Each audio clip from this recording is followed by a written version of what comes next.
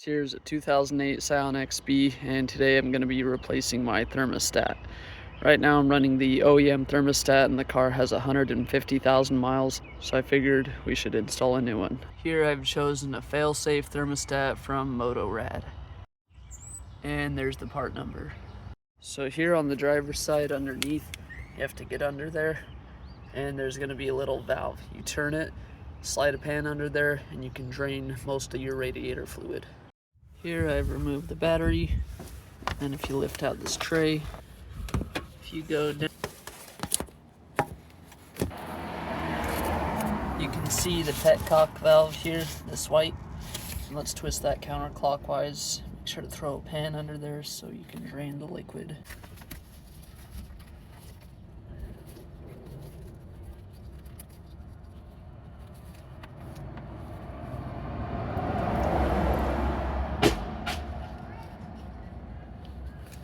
And to speed up that process, you can also open this radiator cap here. Don't ever do this when the engine is hot, you'll be sprayed with hot coolant. What you need is a 10mm on an extension.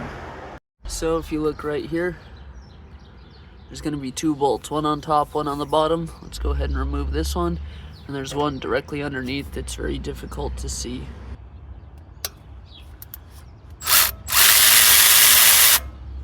And it appears it's unthreaded itself from the block instead of just removing the nut. So that's not exactly what I wanted to happen, but at least it came loose. Okay, we got that second nut off. This will slide straight back. Make sure to have your drain pan ready. And now we have that off. And here we can see the old thermostat. Grab the old thermostat. Sometimes it's stuck, so it helps to grab needle nose pliers. So we got the old one out. It says 82 degrees Celsius, DFTO 703. And here you have this little pin, and this needs to go towards the top when reinstalling. Then the spring-loaded side plugs into the engine block. Then let's take some shop towels and clean up the edge and the mating surface, so that way our new gasket can make a good seal. Here I have a metal wire brush. I'm just gonna clean up the corrosion and take our new thermostat. Let's unbox it. Also comes with a gasket. So the spring-loaded side is gonna go into the engine. Then go ahead and install the gasket. Just sandwich that in there. Work your way around.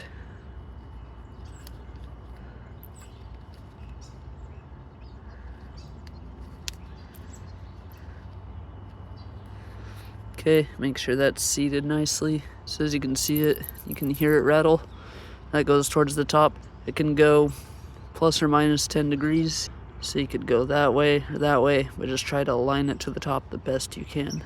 So I've got that seated into place. What I ended up doing is the rubber seal kept popping off, and if it pops off, it won't seal and it will leak. So I took some dielectric spark plug grease, used as a lubricant, and that way it slides right into place and it won't damage the seal. Now let's go ahead and refasten our bolt, and then our nut and bolt here on the top.